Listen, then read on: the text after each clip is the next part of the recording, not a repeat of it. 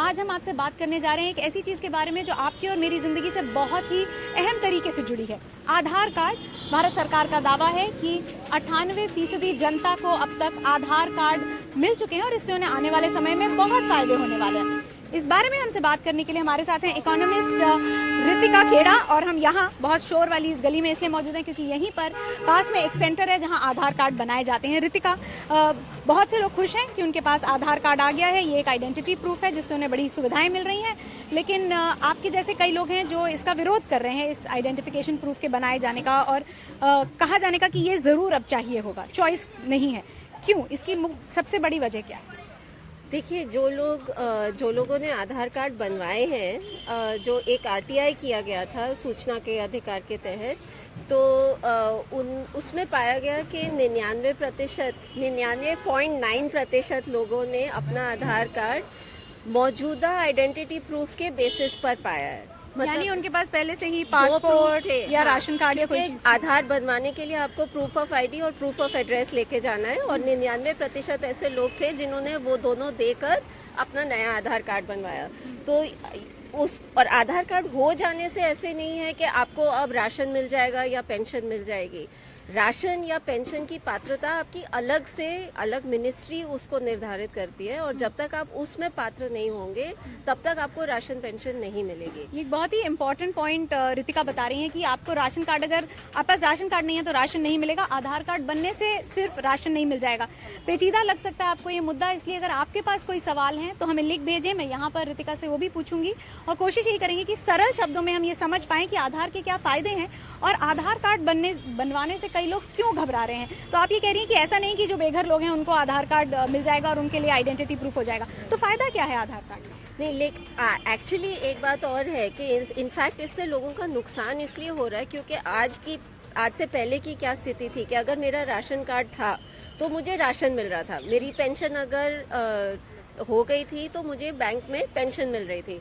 आज सरकार ने ये कह दिया है कि जब तक आप अपना आधार कार्ड इसमें नहीं जोड़ेंगे तब तक आपको पेंशन या राशन मिलना बंद हो जाएगा। तो लोग अपने अधिकारों से वंचित हो रहे हैं क्योंकि सरकार आधार कार्ड को अनिवार्य बना रही है, मैंडेटरी बना रही है। लेकिन कई लोगों का कहना है कि अगर एक नया आईडी प्रूफ बन भी जाए और उसको एक एडिशनल, एक तरह से सिक्योरिटी की तरह इस्तेमाल किया जाए, कोई लोग गलत इस्तेमाल ना करें सरकारी सुविधाओं का, तो इसमें क्या परेशानी है? देखिए, इसका चोरी रोकने में बहुत कम रोल है, इसलिए हम कह रहे हैं कि जो चोरी रोकने के और तरीके हैं जो बहुत सारे राज्यों ने अपनाए हैं, आप उनको अपनाइए, जिसमें टेक्नोलॉजी भी शामिल है। लेकिन ये आधार टेक्नोलॉजी जहाँ जहाँ भी गई है वहाँ ये सारे प्रोग्राम बिल्कुल बैठ गए हैं, क्योंकि ये टेक्नोलॉजी बहुत ख़राब है। कभी फ़ोन नहीं चलता, कभी सर्वर नहीं चलता, कभी इंटरनेट नहीं चलता। ये सब चल भी जाए तो कभी आप अंगूठा लगाएंगे तो मशीन मना कर देगी कि ये आप रितिका नहीं है। पूरा देश वहाँ गांव खड़ा है, बोल रहा है ये रितिका है, लेकिन जब तक मशीन नहीं मानेगी रितिका है तब तक आपको पेंशन या राशन नहीं मिल सकती।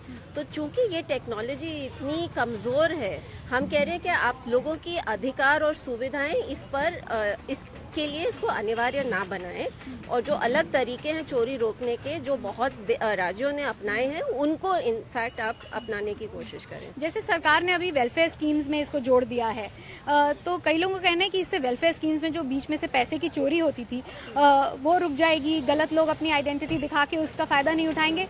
जो सही लोग हैं, जिनका हक बनता है राशन लेना या कोई भी और सुविधा का इस्तेमाल करना, उन्हीं लोगों को मिलेगा। देखिए, एक इसमें सरकार की तरफ से बहुत प्रचार रहा है, जैसे एलपीजी। सरकार का कहना है कि एलपीजी में हमने 14,000 करोड़ 2015 में सरकार कह रही थी कि हमने 14,000 करोड़ इसके वजह से बचाए हैं। लेकिन उसी साल नवंबर 2015 का पीएमओ के मिनट्स हैं जिसमें उन्होंने कहा है कि हाँ, एलपीजी सब्सिडी बची है, लेकिन उस पूरी बचत में आधार से केवल 90 करोड़ बचे हैं। बाकी जो सब बचत हुई है वो इंटरनेशनल प्राइसेस की गिरावट की वजह से हुई है। तो सीएजी की भी रिपोर्ट है कि 14,000 करोड़ अगर बचे हैं उसमें से केवल 8% आधार की वजह से है। बाकी सारी बचत जो हुई थी सब्सिडी में वो इंटरनेशनल प्राइसेस में गिरावट आई, इसलिए वो पैसे बचे हैं। तो ये जो चोरी की बात है वो भी एक प्रोपेगेंडा है जो फैलाया गया है। हालांकि आधार से चोरी बहुत कम रुकी है। पर मैं इसमें ये जानना चाहूंगी, बल्कि जो लोग हमारा फेसबुक लाइव देख रहे हैं वो भी जानना चाहेंगे कि सरकार की ऐसी क्या गरज है, क्या मोटिवेशन है कि सरकार ये प्रचार कर रही है, जो अपने आप में अच्छा प्रचार होना चाहिए अगर अच्छी स्कीम है तो, पर आप कह रहे हैं कि ये गलत तरीके से इसको कारगर बताने के लिए किया जा रहा है। तो इसमें दो चीज़ें हो रही हैं जो पीछे है। ये क्या है, हम इंग्लिश में कह रहे हैं कि कड़वी गोली को इन्होंने शुगर कोटिंग कर दिया है। कड़वी गोली क्या है? शुगर कोटिंग ये था कि इसमें आप शामिल हो जाएंगे सरकारी बेनिफिट्स में या बचत होगी, लेकिन कड़वी गोली ये है कि पीछे से सरकार चाह रही है कि वो पूरी जनता पे कंट्रोल रखे। आपका आधार नंबर हर एक डेटाबेस में वो डालने की कोशिश कर रही है, ताकि यहाँ दिल्ली में बैठे बैठे वो देख सके कि रितिका का मोबाइल नंबर कहाँ कहाँ जा रहा है, उसने कहाँ की रेलवे टिकट बुक कराई है, कितना पैसा कहाँ खर्च कर रही है। तो वो मेरे पे देख रेख करने का एक तरीका है और हमें कंट्रोल करने का तरीका है, वो एक बात है। और दूसरी तरफ वो इससे पैसा कमाने की भी कोशिश कर रहे हैं। जैसे अभी जो सेक्शन 8 है एक्ट का, उसमें ये लिखा है कि जो भी मांगेगा आधार का डेटा, उसमें वो उंगलियों के निशान और पुतली का नहीं देंगे, लेकिन उसके अलावा जो हमारी जानकारी है, अगर जैसे जियो, रिलायंस जियो वाले मांगते हैं उनके सिम के लिए, तो जियो सरकार को पैसा देगा उस डेटा के लिए। तो सरकार हमारा डेटा कंपनियों को बेचकर कंसोलिडेटेड फंड ऑफ इंडिया के लिए पैसा कमा रही है। तो वो दो तरफ से बहुत गंभीर तरह की समस्या, मेरे ख्याल से लोगों को अभी तुरंत जागने की ज़रूरत है। बहुत ही गंभीर आरोप रितिका लगा रही हैं या एक आंकलन कर रही हैं, समझाने की कोशिश कर रही हैं कि सरकार का भी कोई इंटरेस्ट हो सकता है इस डेटा को शेयर करने में प्राइवेट कंपनियों के साथ। हमारे एक व्यूअर जो अभी देख रहे हैं, वसीम, वो भी इसी से जुड़ा आपसे सवाल पूछ रहे हैं कि मेरा डेटा सुरक्षित रहेगा, इसका क्या भरोसा है? तो आपने तो अपनी शंका जाहिर की ही कि डेटा सुरक्षित नहीं रहेगा, पर क्या कोई इसके बारे में जानकारी है कि कोई भी डेटा उनका सुरक्षित रहेगा कि नहीं आधार के जरिए, या फिर जो डेटा वो पासपोर्ट बनवाने के लिए या और आइडेंटिटी कार्ड्स बनवाने के लिए देते हैं, उसके मुकाबले क्या ये ज़्यादा असुरक्षित है? एक तरह से हाँ, ज़्यादा सुरक्षित है, क्योंकि जो पासपोर्ट एक्ट है उसमें बहुत साफ स्पष्ट लिखा है कि कौन उसको मांग सकता है और किस सर्कमस्टांसेस में मांग सकता है। आधार में उल्टा ये कहा गया है कि हम सबके लिए इसको उपलब्ध करवाएंगे, इसके लिए शायद कुछ फ़ी होगी या कुछ भी होगा। और दूसरा ये है कि अभी आपने पिछले 10-15 दिनों में ये भी देखा होगा कि कहीं कहीं पर सिक्योरिटी ब्रीच भी हुए हैं। जो एक्ट है उसमें ये कहा है कि आपका डेट ऑफ बर्थ या आपका एड्रेस, वो तो वैसे भी अलाउड है, एक्ट के तहत अलाउड है, लेकिन सिर्फ उंगलियों के निशान और पुतली की जो है वो नहीं अलाउड, लेकिन वो भी कहीं कहीं पर ब्रीच हो चुका है। तो मेरे ख्याल से सुरक्षा, डेटा की सुरक्षा को लेके भी सवाल है, लेकिन उससे बड़ा ये सवाल है कि हम अपनी पूरी ज़िंदगी सरकार के लिए खोल दें, ये वो चाह रही है इस एक्ट के तहत, और अपने आप को पारदर्शी बनाएं। लेकिन सरकार की जो हमारे प्रति पारदर्शिता का जो जिम्मेदारी है, वो इस एक्ट के तहत खत्म होने की गुंजाइश है। जो राइट टू इन्फॉर्मेशन के तहत कुछ हद तक लोगों तक पहुंची थी, खुला था। मुकेश पूछ रहे हैं कि मेरा मन नहीं हो तो क्या सरकार मेरा जबरन पासपोर्ट भी बनवा सकती है? नहीं, पासपोर्ट नहीं, पर आपके लिए जबरन आधार तो अब बनवाना ही पड़ेगा, ऐसी स्थिति पैदा हो रही है। आज आपने देखा होगा कि उन्होंने 1 साल का समय दिया है कि आपको एग्जिस्टिंग मोबाइल नंबर में भी आधार को जोड़ना ज़रूरी है, वरना आप मोबाइल फ़ोन नहीं इस्तेमाल कर सकते। इस साल जो इनकम टैक्स दे रहे हैं उनके लिए भी अनिवार्य हो गया है। और आज की स्थिति ये है कि जब अमीर लोगों तक ये पहुंचने लगा है, अनिवार्यता की कंडीशन पहुंचने लगी है, तो थोड़ा बहुत मीडिया वाले भी इस पे सवाल उठा रहे हैं कि इसमें इसका क्या रोल है, मध्याह्न भोजन में आधार लगाने का क्या मतलब है। लेकिन इस तरह से इसको पीडीएस और नरेगा और पेंशन में कई 2-3 साल से लगा दिया गया है और लोगों का काफ़ी नुकसान भी हो रहा है। लेकिन जो वो लोग जो मीडिया की नज़र से बाहर हैं, जब उन पे ये गिरी थी गाज, तब किसी ने सवाल नहीं उठाया। चलिए, आज शुक्र है कि सब समझ रहे हैं कि इसको बिना सोचे समझे जहां तहां सरकार लगाने की कोशिश कर रही है। सवाल और भी आ रहे हैं, लेकिन एक चीज़ मैं पूछना चाहूँगी कि कई और देशों का क्या आप कोई हवाला दे सकती हैं? अमेरिका में एक नेशनल आइडेंटिटी कार्ड है, वहाँ पर भी इस तरह की स्कीमें लागू हुई हैं, जहाँ एक कार्ड से आपकी जुड़ी सारी जानकारी है और वो कई सारी स्कीम्स और सर्विसेज को एक्सेस करने के लिए दी जाती है। तो ये कितना अनसेफ है अगर और देश भी कर रहे हैं? नहीं, बहुत देश नहीं कर रहे हैं। यहाँ पे हमेशा ये बात आती है कि आधार कार्ड सोशल सिक्योरिटी नंबर की तरह है, लेकिन जो सोशल सिक्योरिटी नंबर है वो सोशल सिक्योरिटी एक्ट के तहत बना था और उस एक्ट ने कुछ पात्रताएं दी लोगों को, तब जाके उन्होंने लोगों को कहा कि आप कार्ड बनवाइए, नंबर बनवाइए। और उसमें ये मुख्यतः ये था कि वो लोगों को पेंशन की पात्रता बनी थी उससे, और फिर लोगों ने धीरे धीरे अपने बनवाने। लेकिन जो main difference social security number और आधार में ये है कि वहाँ पर पर्पस लिमिटेशन है। जो लॉ में कहा जाता है कि वहाँ पर बहुत स्पष्ट लिखा है कि कौन इसको आपसे मांग सकता है और किस स्थिति में मांग सकता है। हमारे यहाँ पे कोई पर्पस लिमिटेशन नहीं है। कोई भी राह चलता, अभी आप यहाँ चाट वाला है वो भी मांगने लग जाएगा, ये भी आप हंस रहे हैं, लेकिन एक साल पहले अगर ये कोई आपको कहता कि आपको पैन कार्ड के साथ आधार कार्ड इनकम टैक्स के लिए देना, तब आप हंसते। बिल्कुल। और आज ये नौबत आ रही है कि कल इस तरह की चीजें भी होने लगेंगी। बल्कि ये लीगल इशू पे ही दयाराम एक सवाल पूछ रहे हैं कि कोर्ट के आदेश का क्या, कोई अधिकारी कोर्ट के आदेश को क्यों नहीं मान रहा? और कोर्ट का आदेश यही था कि मैंडेटरी यानी कि अनिवार्य नहीं हो सकता आधार। तो लीगल स्टेटस पे कुछ बताइए आप। जी, दो चीज़ें हैं जो लीगल स्टेटस, उसमें एक्चुअली तीन चीज़ें हैं। सबसे पहला ये कि सुप्रीम कोर्ट ने 7 आदेश निकाले हैं जिसमें उन्होंने कहा है आप किसी भी स्थिति में इसको अनिवार्य नहीं बना सकते। इसको वॉलंटरी यूज़ के लिए केवल 6 स्कीमों के लिए कोर्ट ने अलाउ किया था 2015 में, लेकिन आज सरकार उसको अनिवार्य भी बना रही है और उन 6 स्कीम से बहुत आगे जा चुकी है। ये दो बातें हैं। दूसरी बात, सरकार कभी कभी इससे अपना बचाव करने की कोशिश करती है कि ये ऑर्डर जो आए थे वो एक्ट पास होने से पहले आए थे, लेकिन एक्ट पास पिछले साल मार्च में हुआ था और सितंबर 2016 में फिर से कोर्ट ने कहा कि जब तक हम इस मामले को डिसाइड नहीं करते हमारे पिछले सारे ऑर्डर अभी भी लागू हैं। तो मतलब सरकार 3 तरह से कोर्ट के आदेशों का उल्लंघन कर रही है। अनिवार्य बना रही है, जिन स्कीम में नहीं अलाउड था वहाँ पे भी लगा रही है, और हालांकि उन्होंने कहा है कि एक्ट आने के बाद भी हमारे लागू हैं, फिर भी सरकार उसको बिल्कुल नज़रअंदाज कर रही है। राहुल पूछ रहे हैं क्या ये कंपनियां डेटा सेफ रखने के लिए कुछ खर्च करती हैं? फिल्म लीक हो जाती है, बैंक के डिटेल लीक हो जाते हैं, ऐसे मेरी पर्सनल जानकारी लीक हो गई तो मुझे क्या क्या नुकसान उठाने पड़ सकते हैं? क्या क्या नुकसान हो सकते हैं?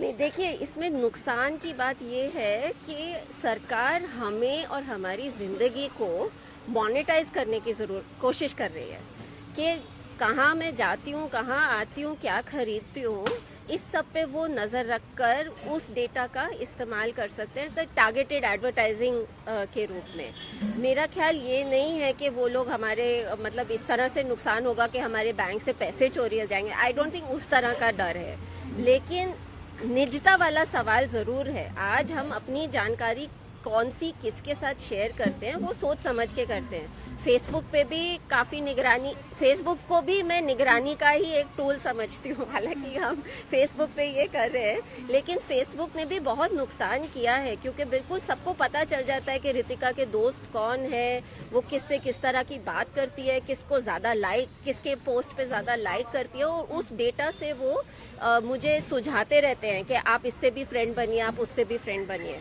तो उसी तरह से ये आधार जैसे फेसबुक का भी दादा बन जाएगा। पर क्या ये सोचना भी खुशफहमी नहीं है कि अभी बिना आधार के भी सरकार के पास कोई टूल्स नहीं होंगे? अगर वो मैपिंग करना चाहे या वो कोई तरह की जानकारी अपने नागरिकों के बारे में जुटाना चाहे तो वो तो अभी भी कर सकती है। बिल्कुल बिल्कुल, ये बहुत अच्छा आपने सवाल किया है, लेकिन अगर आपका थोड़ा दूध गिर गया है तो क्या इससे ये सब हम निष्कर्ष निकालें कि हम बाकी दूध को भी उबल के गिर जाने दें? नहीं ना। अगर हमारा नुकसान पहले से हो रहा है और हमें समझ आ रही है कि हमारा नुकसान हो रहा है, तो हमें आगे और नुकसान होने से बचाना चाहिए अपने आप को, और ये बहुत गंभीर है। अगर निजता पे सरकार एक प्रहार करती है तो उससे क्या होगा? उससे ये होगा कि मैं बच के अपनी ज़िंदगी जीने लगूंगी। फेसबुक पे मैं किससे बात करती हूँ, क्या कहती हूँ, उस पर मैं रोक लगाने लग जाऊंगी, सेल्फ सेंसरशिप होने लगेगी। और एक लोकतंत्र में, डेमोक्रेसी में अगर सेल्फ सेंसरशिप आने लग जाए तो वो बिल्कुल डेमोक्रेसी, लोकतंत्र की जड़ों पे एक प्रहार है। आधार के संदर्भ में जो सर्वेलेंस की बात आप बार बार कर रही हैं, उससे हमारे आई एम श्योर जितने लोग देख रहे हैं उनके मन में बहुत से सवाल हैं, पर मोटे तौर पे वो यही जानना चाहेंगे कि मेरी प्राइवेसी का हनन हो रहा है या सरकार को मेरे बारे में ज़्यादा पता चल रहा है, इससे मोटे तौर पे मुझे क्यों डरना चाहिए? जो एक मतलब सरकार का दावा है कि 98% लोगों के पास तो ऑलरेडी है आधार कार्ड, 18 साल से जी ऊपर। जी अडल्ट। तो जो बचे हुए 2% हैं जो अभी भी इस कश्मकश में है कि उन्हें बनवाना चाहिए या अभी उसके रास्ते में है, आप उन्हें क्या कॉशन, क्यों उनको इतना सोचना चाहिए? नहीं, मैं तो ये कह रही हूँ कि जब ये नंदन नीलेकनी और यूपीए 2 की सरकार ने बात शुरू की थी, वो बार बार दोहराते थे कि भाई ये वॉलंटरी है, हम इसे मैंडेटरी नहीं, कंपलसरी नहीं बनाएंगे। तो ये बात हमें नहीं भूलनी चाहिए और ये हमारी अभी भी मांग है कि अगर इनको इस तरह का प्रोजेक्ट चालू रखना है तो कम से कम ऑप्ट आउट क्लॉज वापस लाना चाहिए एक्ट में, ताकि जो लोग नहीं इसमें शामिल होना चाहते वो इसमें से निकल सकें, और जो जिनका अभी नहीं बना है मेरे ख्याल से उनको अभी भी रुकना चाहिए। सर्वोच्चतम न्यायालय से अभी भी हमें उम्मीद है, क्योंकि उन्होंने कहा है बार बार कि हम इस पर गंभीरता से विचार करेंगे।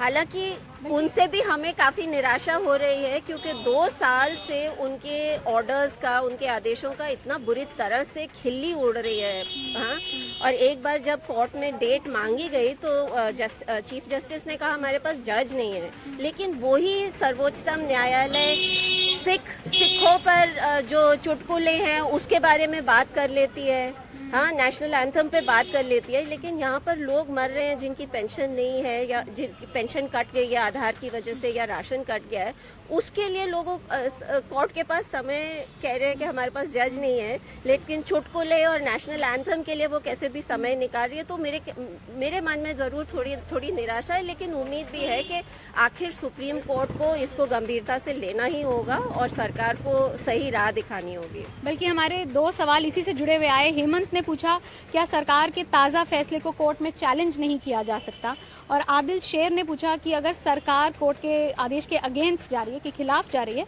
तो कोर्ट सरकार को निर्देश क्यों नहीं देता? तो कोर्ट में इसको चैलेंज कौन करेगा जब सरकार ही इसे इम्प्लीमेंट कर रही है? तो सरकार को चैलेंज करने वाली बात है एक तरीके से। और कोर्ट में अगर कोई चैलेंज करता है, ये दूसरा भाग जो सवाल का था, तो क्या वो सरकार को निर्देश दे सकती है? हाँ बिल्कुल, क्योंकि सरकार को सुप्रीम, जहाँ तक मेरी समझ है, मैं लॉयर तो नहीं हूँ, मैं लीगल मैटर्स को इतनी अच्छी तरह से नहीं समझती, लेकिन जो मेरी ये समझ है कि अगर सर्वोच्चतम न्यायालय कुछ कहता है तो सरकार को इसका पालन करना ज़रूरी है। कोर्ट डेट क्यों नहीं दे रही ये मुझे नहीं समझ आ रही, और इससे मैं काफ़ी निराश भी हूँ और उम्मीद है कि अब तो वो जगेंगे और इसको गंभीरता से लेंगे।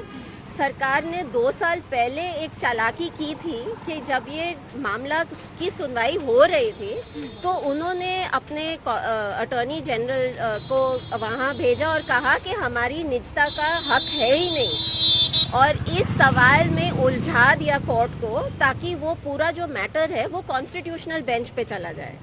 और जब कॉन्स्टिट्यूशनल बेंच पे चला जाता है तो वो बेंच का कॉन्स्टिट्यूशन ही बहुत मुश्किल है, क्योंकि वाकई में कोर्ट में जजेस की कमी तो है, उनके ऊपर बोझ तो है, लेकिन वो उसमें भी सरकार ने बदमाशी की थी। तो मेरा अल्टीमेटली मैं तो ये कहूँगी कि कोर्ट से हमें उम्मीद रखनी चाहिए और तो कोर्ट को तुरंत इसकी सुनवाई शुरू कर देनी चाहिए। फिर से 27 तारीख उन्होंने दी थी, लेकिन 27 से अब 3 तारीख हो गई है। तो देखिए, अगर 3 तारीख को भी हियरिंग हो जाती है और सरकार कहती है, कोर्ट सरकार को कहती है कि भाई ये इस तरह से नहीं चलेगा, तो देखिए फिर भी हम बच सकते हैं। बहुत सारी शंकाएं जताई हैं रितिका ने और बहुत सारी जानकारी भी दी है। हमारे जो भी लोग आज फेसबुक लाइव देख रहे हैं, ये सोचने को मजबूर करता है कि आधार कार्ड जो हम में से कई लोग ऑलरेडी ले चुके हैं और कुछ लोगों ने नहीं लिया है, वो कितना बेनिफिट हमें देगा और कितना नुकसान। और अभी तक तो सिर्फ सिविल सोसाइटी जैसे आप हैं, जैसे रितिका हैं, उन्होंने इस पर आवाज़ उठाई है और अदालत इस पर क्या कड़ा रुख अपनाती है, सरकार को कुछ कहती है या नहीं, उससे ही तय होगा कि आधार सचमुच बहुत सारी चीज़ों के लिए अनिवार्य हो जाता है या नहीं। एक छोटी सी बात है। हाँ। कि जिनका आधार बना है उनको जहाँ तक हो सके ये कोशिश करनी चाहिए कि वो ना दें, कहीं पर भी ना दें, जब तक बिल्कुल जीने मरने का सवाल ना बने तब तक वो बच के रहे, क्योंकि केवल होने से कोई नुकसान नहीं है, लेकिन ये जब सब जगह चला जाएगा उससे नुकसान होने की आशंका है। ये रितिका का सुझाव है, बीबीसी का नहीं, प्लीज इसका ध्यान रखें। पूरन जोशी, अब आपने जाते जाते एक बात कही, उन्होंने सवाल पूछ लिया है कि अगर अनिवार्य नहीं तो फिर एक नया आईडी प्रूफ लाने का फायदा ही क्या होगा? क्या इसे दिल खोलकर और सरकार पर भरोसा रखकर स्वीकार नहीं करना चाहिए? क्योंकि हम अपनी सरकार पर विश्वास भी करना चाहते हैं कि वो अच्छी इंटेंशन से लेकर आ रही होगी। नहीं, मेरे ख्याल से सरकार के ऊपर हमें हावी होना चाहिए, सरकार को हमारे ऊपर हावी नहीं होना चाहिए। हम लोग 2010 से ही इस पर सवाल उठा रहे हैं। जब यूपीए 2 इसको लेके आई थी तभी से हमें ये डर था कि पूरी हमारी ज़िंदगी को कंट्रोल करने का एक टूल बन जाएगा। वैसे ही एक इंडिविजुअल के पास सरकार के तुलना में कितना कम पावर होता है, तो हम उनको और पावर क्यों दें इसके ज़रिए? हाँ, ये संतुलन बनाना बहुत ज़रूरी है समाज में, और वैसे ही काफ़ी लोगों का सरकार नुकसान कर सकती है अगर वो चाहे, क्योंकि उसके पास पावर है। हाँ, क्योंकि उसके पास स्टेट हाँ, और उस पावर का वो जिम्मेदारी से इस्तेमाल भी कर सकती है। और जैसा कि पूरन जोशी कह रहे हैं कि उन्हें उम्मीद है कि शायद सरकार जिम्मेदारी से ही इस्तेमाल करे, और रितिका को उम्मीद है कि जो अदालत है हमारी, सुप्रीम कोर्ट है, वो जिम्मेदारी से इस बहुत ही महत्वपूर्ण मुद्दे पर, जो आपकी और मेरी और इनकी ज़िंदगी से इतना गहरा ताल्लुक़ रखता है, उस पर जल्द ही सुनवाई करे और किसी फैसले तक पहुँचे। अगर हमारा फेसबुक लाइव आपको इंटरेस्टिंग लगा हो, थॉट प्रोवोकिंग लगा हो, उसे शेयर ज़रूर कीजिएगा ताकि सवाल और जवाब का ये जो सिलसिला है ये बरकरार रहे। Thank you.